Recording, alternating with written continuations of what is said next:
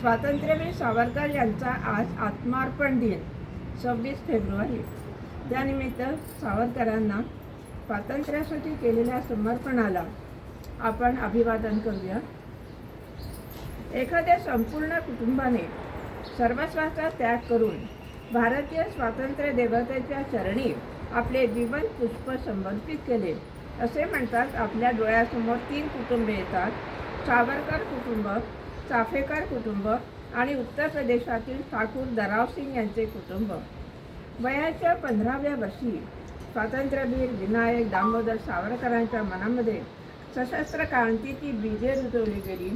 चाफेकर बंधूंना फाशी दिल्यानंतर त्यांना श्रद्धांजली वाहताना सावरकरांनी कठोर प्रतिज्ञा केली: माझ्या देशाच्या स्वातंत्र्यासाठी सशस्त्र क्रांतीचा केतू उभारून शत्रूस मारिता मारिता मरे तो झुंजेल, प्रसंगी चाफेकरांसारखे प्राणार्पण करेल किंवा छत्रपती शिवाजी महाराजांसारखा विजयी होऊन मातृभूमीच्या मस्तकावर स्वराज्याचा अभिषेक करेल.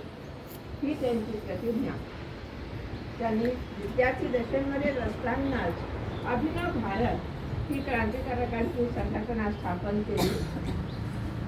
परांजपे आणि केळकरांसारख्या प्रज्ञावंतांच्या उपस्थितीत पुण्यातल्या विराट सभेत सावरकरांच्या समृद्ध वाणीला भरती आले.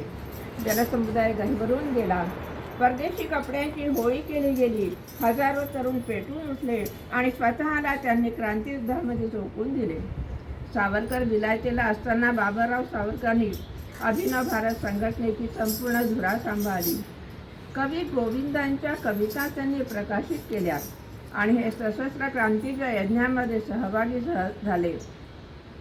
बाबारावांना अटक झाली आणि राजद्रोही ठरवून अंदमानला तुरुंगामध्ये पाठवण्यात आले आणि सावरकर बंधू अंदमानात गेल्यानंतर घर अक्षरशः उघड्यावर पडले.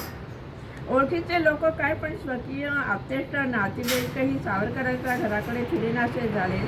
स्त्रियांवर उपासमारीची वेळ आल्याने काळाराम मंदिरातील ग्रंथ वाचन ऐकायला येणाऱ्या बाया बापड्या मुठमुठ धान्य ठेवीत. ग्रंथ वाचणारे कवी गोविंद ते गुपचूप घरी पोहोचते करीत. त्यावर त्यांचा उदरनिर्वाह चाले. सावरकरांनी 1857च्या बंडावर पुस्तक लिहिलं. ब्रिटिश सरकारने त्यावर बंदी घातली. शिवाय सावरकरांनी भारतात पाठवलेल्या पिस्तुलांचा वापर करून अनंत कान्हेरे या क्रांतिकारकाने नाशिकचा कलेक्टर जॅक्सनची हत्या केली. या प्रकरणात संशयावरून सावरकरांना इंग्लंडमधून ताब्यात घेऊन खटला चालवण्यासाठी भारतामध्ये अभियोग चालवण्यासाठी आणले जात असताना मार्सेलिस बंदराजवळ जहाजातून त्यांनी समुद्रात उडी मारली.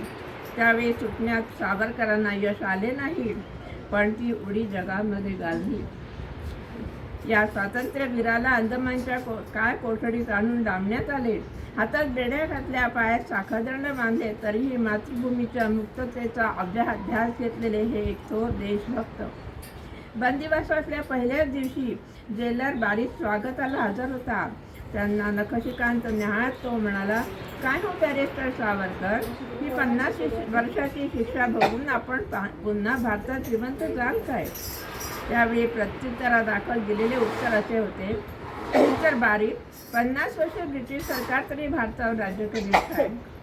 राजबंदी असूनही सावरकरांना तशी वागणूक दिली गेली नाही. त्यांना अंदमानामध्ये भयानक हाल अपेष्टा सोसाव्या लागल्या. त्यांचे मोठे बंधू बाबाराव सावरकर इथेच काळ्या पाण्याची शिक्षा भोगत होते. पण अनेक वर्ष दोघाही भावांना हे कळलं नाही. त्यांना ते कळू नये म्हणून गुप्तता पाळली जात होती. पण जेव्हा कळलं त्यावेळी तातारावांना अतिशय दुःख झालं. ते कळवळले. पुढे अंदमानातून सुटल्यावर सावरकर रत्नागिरीत आले.